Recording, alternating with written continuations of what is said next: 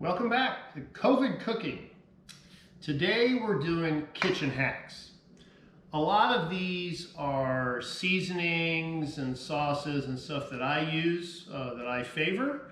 Some of them are just plain hacks. So we'll start with the kitchen hack of all kitchen hacks, chicken base.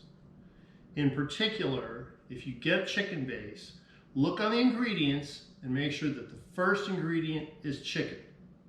Most of them, it's salt. You don't want that. This one is really, really good. They have, at the grocery store, they have much smaller versions of this. I get this, of course, at Costco. I get chicken and beef, and that's really about all I use. But they have vegetable, they have all kinds of different flavors.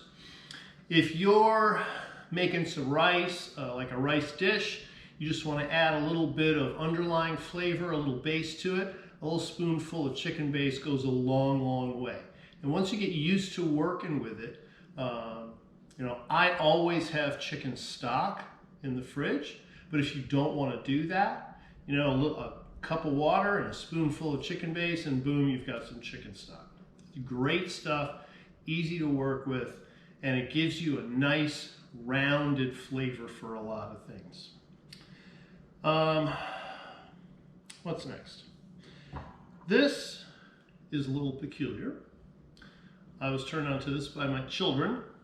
I said, Dad, you gotta have this stuff. It's guacamole salsa. And it's not guacamole, it's got avocado in it, but it's like a salsa.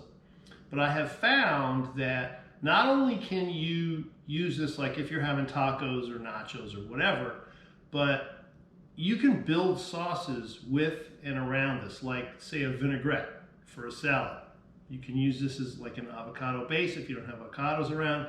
It's really great, it's real flexible, and it works really well. If you like balsamic vinegar, this is balsamic glaze.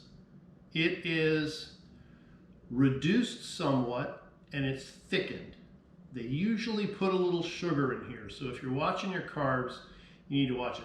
But this stuff is very, very strong, so you're just going to drizzle it, and it takes the place of if you wanted like a balsamic vinaigrette, but with a stronger flavor. So this, like if I'm making a caprese salad, I'll drizzle this on top because it's really, really strong flavor. Great balsamic flavor. We do Asian cooking sporadically here. So if I buy ginger at the store, I use it once, and the next time I go back for it, it's dead. So I have learned to unapologetically and without guilt love these bad boys right here. I use ginger and lemongrass. They keep in the fridge for at least a month, and you have instant a little boom of ginger, a little boom of lemongrass for marinades and sauces, and it doesn't have to be for Asian stuff, just whatever. Great, great products. If you like a little truffle, we keep truffle salt. You have to be careful with this because it's pretty strong. Like if you want to make truffle fries, make your fries, a little dusting of this, and boom, you've got truffle flavor. We have a giant cooker, smoker / grill that we affectionately call the Beast. Not everybody has a smoker, but if you wanted to do like a pork butt and you don't have a smoker, you do it in the oven and you want to get some smoke flavor to it, liquid smoke. I highly suggest Wright's liquid smoke. It's a lot stronger. You can buy some at the grocery store, but I have found that the ones at the grocery store are very weak. Wright's on Amazon.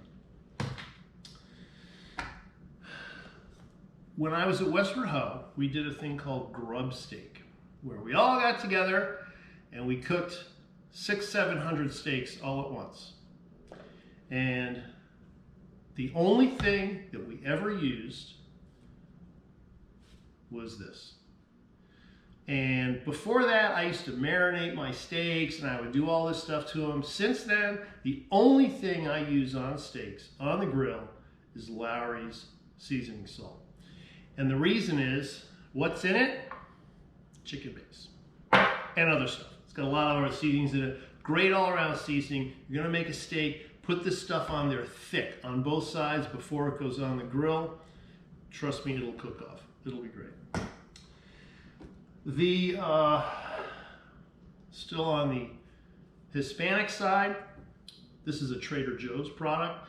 If you're familiar with Hatch chilies, they're awesome chilies, come out of New Mexico, and in the Southwest, in the fall, everybody, like you go to the grocery store and you buy a bushel of Hatch chilies, and they'll typically have a roaster out in the parking lot where they'll roast your chilies for you. Nothing like Hatch chilies, nothing like them, they're awesome.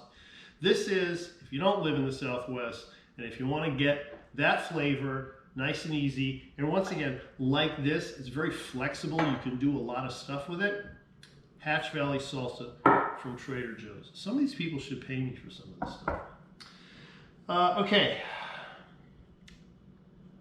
Calabrian chilies. This is chili paste.